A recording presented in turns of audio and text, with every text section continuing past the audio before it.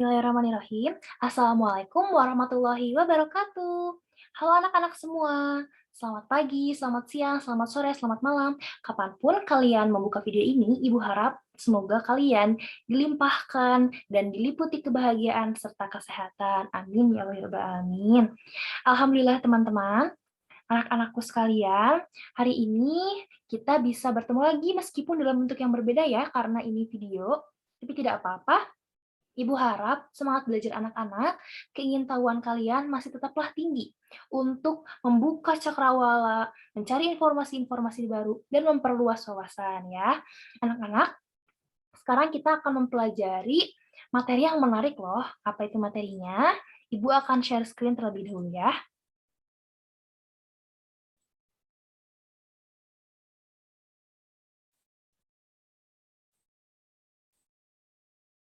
Sudah terlihat ya anak-anak? Nah, kita akan mempelajari mengenai pewarisan sifat, masih melanjutkan bab ini, tapi submaterinya itu bukan lagi monohibrid dominan ataupun sifat-sifat dominan, resesif, genotip, fenotip, dan lain sebagainya. Tapi kita akan melanjutkannya ke submateri yang baru. Nah, sebelum kita melanjutkan, anak-anak coba lihat ya foto yang ada di layar. Ini adalah bunga yang bernama bunga pukul 4 atau Mirabilis jalapa. Anak-anak pasti tahu karena bijinya terkenal, ini dibuat untuk bedak-bedakan oleh anak-anak kecil biasanya. Nah, anak-anak juga pasti pernah mengalaminya. Biji ini berwarna hitam kulitnya, tapi ketika dibuka isinya itu seperti bedak karena putih dan bentuknya padat, yang bisa menjadi serbuk. Nah, anak-anak, di gambar ini bunganya itu ada 3 ya. Yang ini warnanya merah, yang ini warnanya putih, dan yang ini warnanya merah muda. Tapi anak-anak tahu nggak sih, ketiga bunga ini berasal dari satu keturunan. Keren banget ya, dari orang tua yang warna merah dan warna putih menghasilkan anak dengan warna yang baru, yaitu warna merah muda. Nah, ini berkaitan dengan materi yang akan kita bahas hari ini, mengenai monohibrid intermediate. Nah, Ibu harap setelah menyimak video ini, anak-anak bisa mengerti dan memahami apa itu monohibrid intermediate, apa bedanya dengan monohibrid dominan, dan bisa mengaplikasikan ilmu-ilmunya ke dalam soal perhitungan atau prediksi keturunan nanti ya. Oke, kita lanjut dulu. Jadi anak-anak, persilangan monohibrid intermediate ini kita tinjau dulu dari judulnya ya. Monohibrid intermediate. Seperti yang sudah kita bahas di minggu lalu, mono itu artinya satu. Hibrid itu artinya hasil persilangan dari dua individu dengan sifat beda. Nah, tapi di sini ada tambahan katanya, yaitu intermediate, yang artinya adalah antara. Kenapa disebut sebagai antara? Oke, kita lihat pengertian secara penuhnya. Persilangan monohibrid intermediate adalah persilangan yang hanya berfokus kepada satu sifat beda dan tidak terjadi dominansi penuh. Apa itu dominansi penuh? Nah, anak-anak, kita kan sudah belajar mengenai sifat dominan dan resesif ya. Masih ingat gak? Ayo. Dominan itu adalah sifat yang selalu mengalahkan karena dia bersifat kuat, sementara resesif adalah sifat yang selalu terkalahkan atau tertutupi karena dia bersifat sangat lemah. Namun, untuk monohibrid intermediate ini, si orang tua yang sifatnya dominan, yang dominan ya, tidak mendominasi secara penuh. Artinya apa? Dominasinya itu hanya sebagian atau setengah. Jadi, sisa karakter anaknya itu adalah karakter yang dimiliki oleh orang tua lainnya, yaitu orang tua dengan sifat yang resesif. Jadi, anak dari perkawinan monohibrid intermediate akan menghasilkan sifat yang baru, sifat campuran antara sifat ibu dan sifat ayahnya. Seperti itu anak-anak. Sampai sini paham ya? Kita lanjut dulu ke ciri-cirinya dan perbedaannya dengan monohibrid dominan.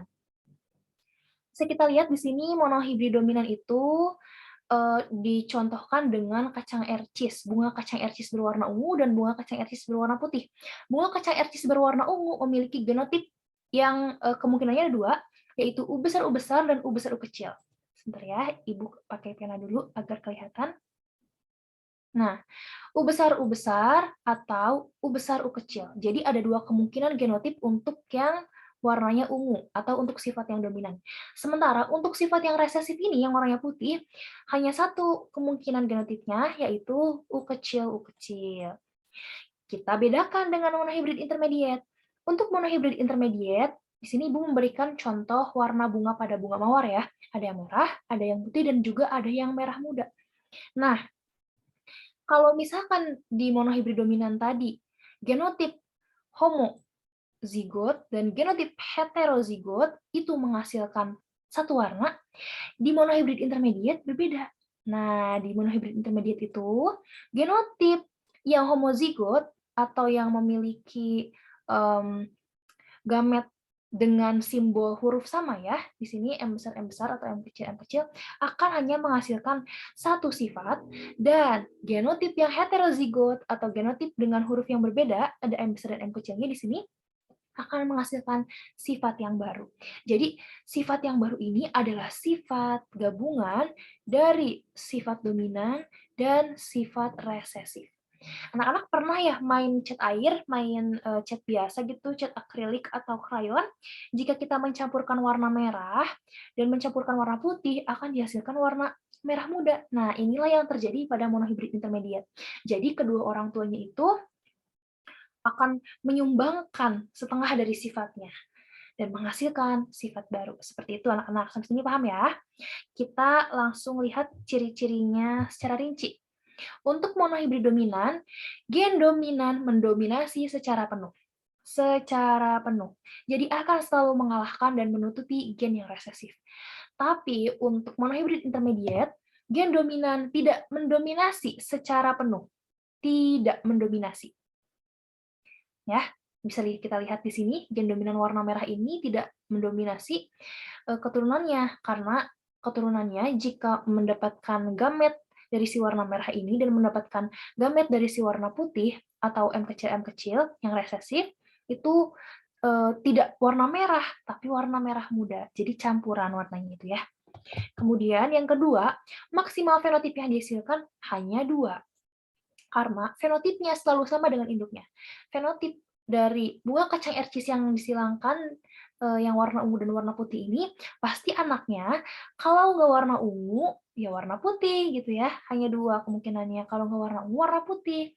Tapi untuk monohibrid intermediate, karena maksimal fenotip yang dihasilkan itu 3, ada warna yang asalnya tidak dimiliki oleh orang tua mereka. Jadi warna ini muncul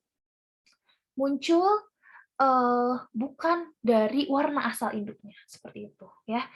Jadi nanti jika bunga mawar merah disilangkan dengan bunga mawar putih, keturunannya bukan cuma bunga mawar merah atau bunga mawar putih saja, tapi ada kemungkinan keturunannya itu ada yang bunga mawar merah muda, seperti itu anak-anak. Dan terakhir yang ketiga, untuk monohibrid dominan, genotip heterozigot yang diekspresikan menjadi sifat yang dominan. Ini sudah dibahas ya tadi oleh Ibu. Jadi U besar dan U besar U kecil ini dua-duanya akan menjadi sifat dominan. Sementara untuk yang monohibrid intermediate, genotip heterozigot akan diekspresikan menjadi sifat intermediate atau sifat antara. Si merah muda ini. Gitu anak-anak. Oke, sekarang kita lanjut ya. Lanjut ke gambar ini. Anak-anak bisa lihat ini adalah bunga pukul 4 atau Mirabilis jalapa warna merah, dan ini adalah bunga pukul 4 atau Mirabilis jalapa warna putih. Bunga pukul 4 yang warna merah, genotipnya M besar, M besar. Homozigot. Homozigot ya. Homo. Sementara untuk bunga yang warna putih ini, genotipnya adalah M kecil, M kecil. Ini juga homo ya, anak-anak. Homozigot, sama artinya. Homo.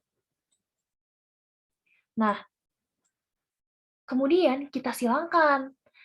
Seperti yang kita tahu, genotip M besar, gametnya jika dipisah akan menjadi M besar dan M besar lagi.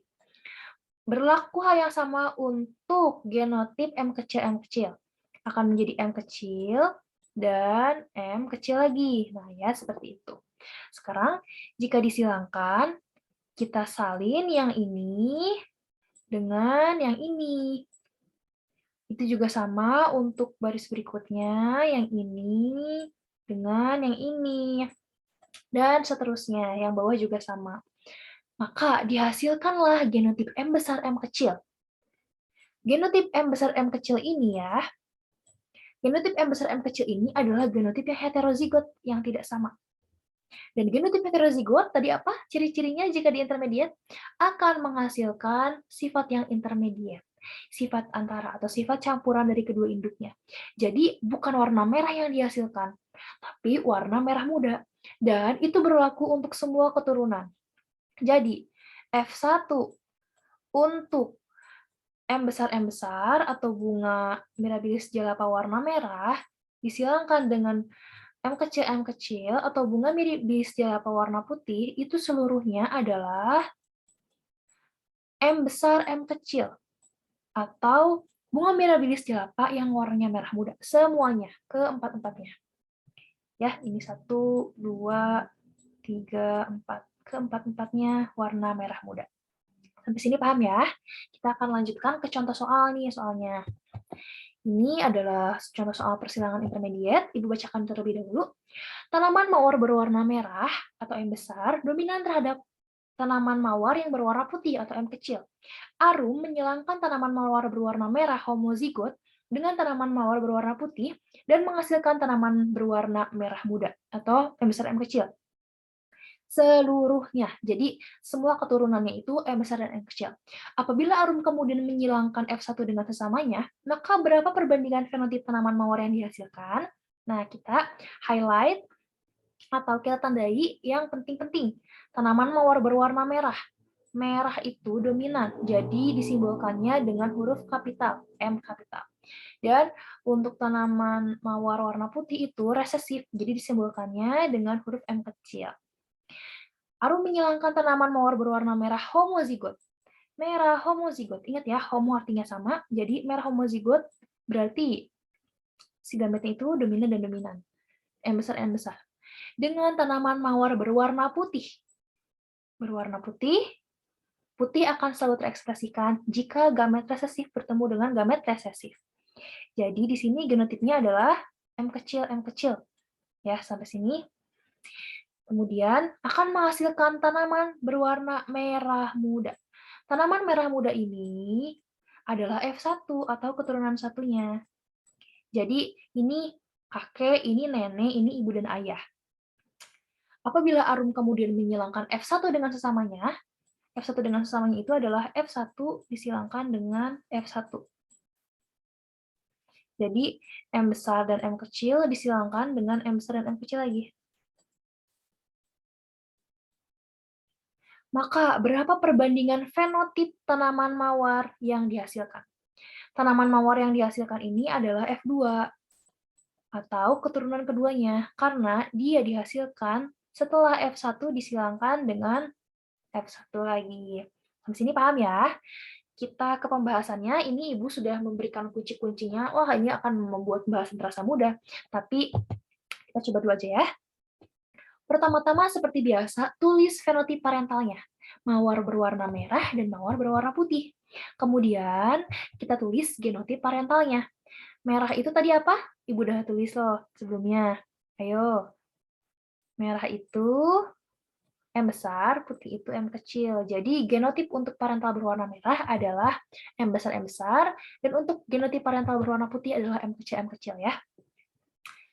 Kemudian kita tulis ini parental disilangkan dengan parental, ayah disilangkan dengan ibu.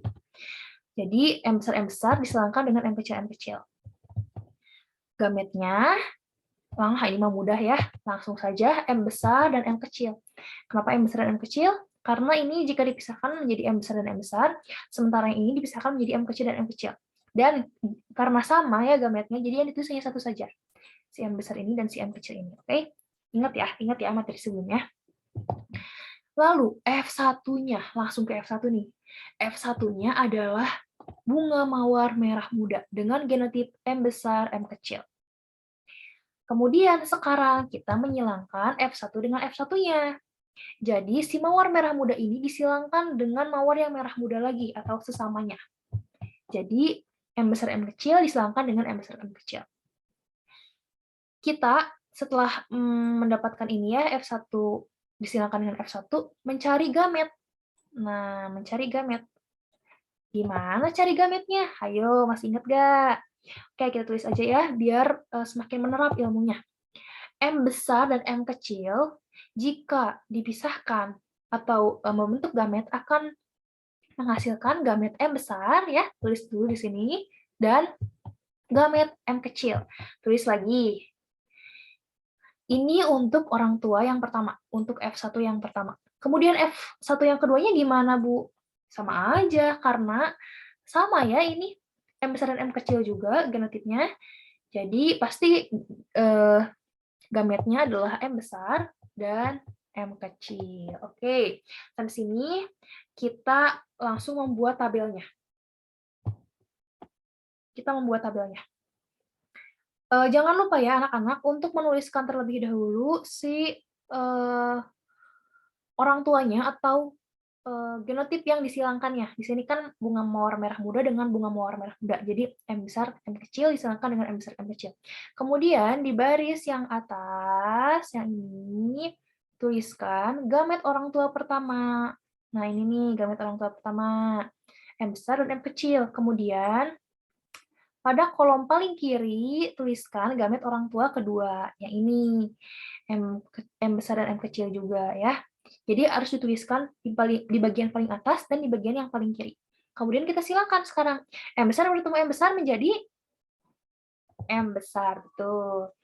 Kemudian M besar bertemu M kecil, M besar, M kecil. Yang ini sama juga ya, M besar bertemu dengan M kecil, menjadi M besar, M kecil lagi. Dan terakhir, M kecil bertemu dengan M kecil, menghasilkan M kecil, M kecil. Sekarang kita tentukan fenotipnya.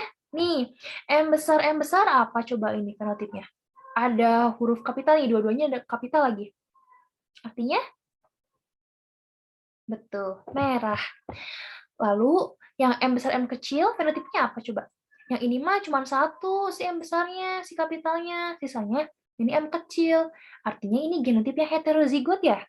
Tadi kalau heterozigot dalam monohibrid intermediat, jadi apa fenotipnya? Jadi sifat yang baru. Di sini, dalam contoh ini adalah bunga yang berwarna merah muda. Ini sama kayak mama papanya ya, M besar, M kecil, M besar, M kecil. Kemudian yang ini sama M besar M kecil juga, jadi fenotipnya merah muda. Dan yang terakhir, M kecil akan menghasilkan fenotip yang resesif, yaitu bunga mawar putih. Nah, anak-anak, setelah ini kemudian kita tuliskan genotip, perbandingan genotip dan fenotipnya. Untuk genotip tinggal disalin aja nih, M besar, M besar, M besar, M kecil, dan M kecil, M kecil. Tapi Bu, ini kan M besar, M kecilnya ada dua nih. Ini satu, ini dua. Kenapa yang ditulis cuma satu doang? Ingat ya, di materi sebelumnya, Ibu selalu menegaskan bahwa jika ada gamet yang sama atau jika anakan yang sama, itu tuh ditulisnya hanya satu aja. Kenapa? Untuk memudahkan anak-anak mengerjakan soal selanjutnya, mengerjakan tahapan selanjutnya. Jadi cukup tulis satu saja ya, yang ini. M besar, M kecil.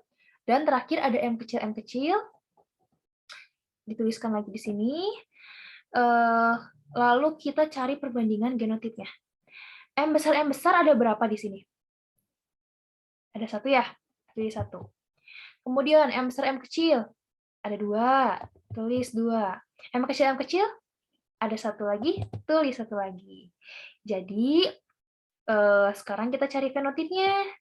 Merah, merah muda, yang ini merah muda, yang ini merah ya, dan putih. Jadi, fenotip yang dihasilkan dari perkawinan antara induk yang merah muda dengan induk yang merah muda lagi adalah merah, merah muda, dan putih.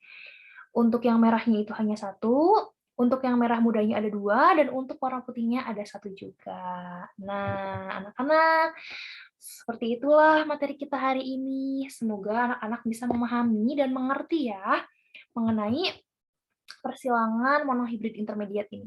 Jadi ingat-ingatnya tuh kalau monohibrid dominan, yang dominannya selalu menutupi yang resesif. Jadi selalu mengalahkan yang resesif. Dan sifat fenotip anaknya itu hanya dua, yang selalu mirip dengan orang tuanya. Sementara untuk persilangan monohibrid resesif, itu yang dominannya, orang tua dominan, tidak menurunkan kedominansiannya secara penuh kepada anaknya dan hanya sebagiannya saja, sehingga anaknya pun memiliki gen campuran antara orang tuanya. Jadi bisa menghasilkan sifat yang baru. Kalau misalkan dalam contohnya ini, sifat barunya adalah warna merah muda ya. Seperti itu anak-anak. Nah, sekian saja yang dapat Ibu sampaikan. Mohon maaf bila terdapat banyak kesalahan. Jangan lupa berlatih di rumah, mengerjakan soal latihannya dan tugasnya, serta tanyakan saja kalau masih ada yang bingung ya kepada Ibu. Oke, sekian yang dapat Ibu sampaikan. Assalamualaikum warahmatullahi wabarakatuh. Sehat-sehat terus anak-anak, semangat terus belajarnya. Kalian pasti bisa.